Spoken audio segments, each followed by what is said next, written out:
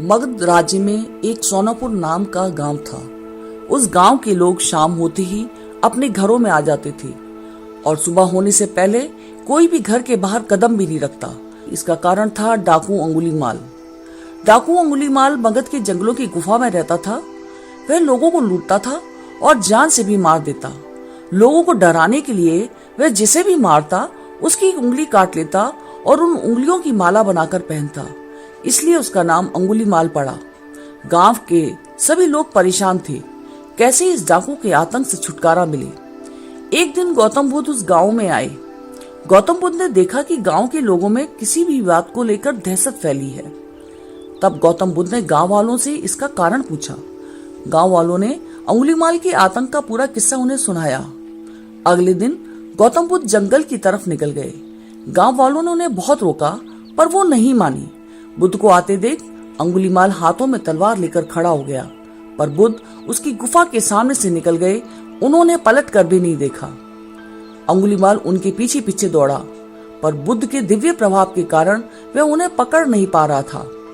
थक हार कर उसने कहा, रुको।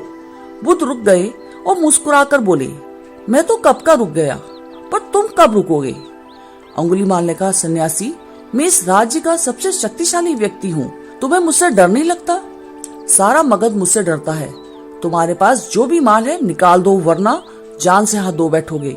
बुद्ध जरा भी नहीं घबराए और बोले, मैं ये कैसे मान लूं कि तुम ही इस राज्य के सबसे शक्तिशाली इंसान हो? तुम्हें ये साबित करके दिखाना होगा।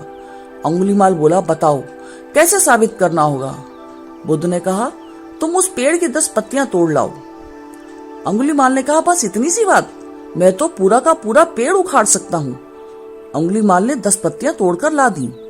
बुद्ध ने कहा, अब इन पत्तियों को वापस पेड़ पर जाकर लगा दो।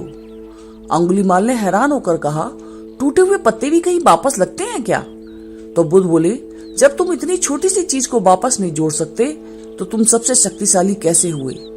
यदि तुम किसी चीज को जोड़ नहीं सकते तो कम से कम उसे तोड़ो मत। यदि किसी को जीवन नहीं दे सकते तो उसे मृत्यु देने का भी तुम्हें कोई अधिकार नहीं। यह सुनकर अंगुलीमाल को अपनी गलती का एहसास हो गया और वह बुद्ध का शिष्य बन गया। उसी गांव में रहकर लोगों की सेवा करने लगा।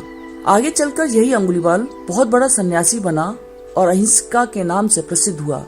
इस कहानी से हमें यह शिक्षा मिलती है कि कोई भी इंसान कितना ही बुरा क्यों ना हो, वह बदल सकता है। दोस्तों, अंगुलीमाल बुराई का प्रतीक है और हम सब में सब छोटे बड़े रूप में कोई ना कोई बुराई है। जरूरत इस बात की है कि हम अपने अंदर की बुराइयों को पहचानें और उन्हें खत्म करें।